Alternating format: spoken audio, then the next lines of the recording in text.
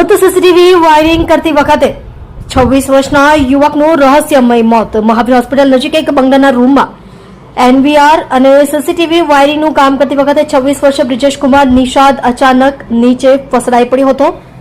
રૂમમાં એકલા કામ કરી રહેલા બ્રિજેશને પડતો જોઈ આસપાસના બે લોકોએ તુરંત 108 બોલાવી મહાવીર હોસ્પિટલ ખસેડ્યો હતો, જ્યાં તબીબોએ તેને મૃત જાહેર કર્યો હતો.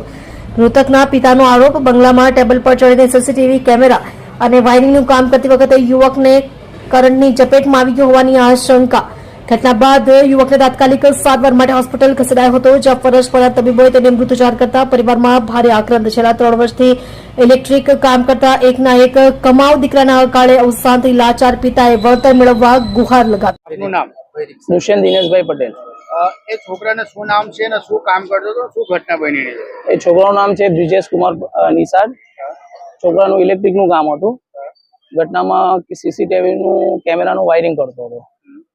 હવે ત્યાં હમણાં હાલમાં એકલો જ હતો, એટલે પછી એ કામ કરતો કરતો કઈ નીચે અચાનક પડી ગયો. એટલે ત્યાં 2 જણા હતા, એ આવીને તરત એને એ કર્યો ને એ લોકો તરત પછી 108 બોલાવી. 108 બોલાઈને ક્યાં લઈ ગયા? મહાવીર હોસ્પિટલમાં. ત્યાં શું કીધું ડોક્ટર? ત્યાં ડોક્ટરે ડેથ જાહેર કરી દીધો. પછી ત્યાંથી સિવિલ લાવ્યો. ત્યાંથી અહીંયા સિવિલ સિવિલ એનું પડવાનું કારણ શું છે? પડવાનું કારણ હવે બરાબર ખબર નથી. જ્યાં કામ કરતો હતો ત્યાં કરંટ એવું કઈ હતું નહીં. સીસીટીવી માં કઈ દેખાય છે ત્યાં? સીસીટીવી એ રૂમમાં નથી. સીસીટીવી બીજે બહાર બંગલામાં છે. એ રૂમમાં સીસીટીવી નથી. સીસીટીવી વાળો રૂમ હતો જ્યાં એનવીઆર ને બધો હતો.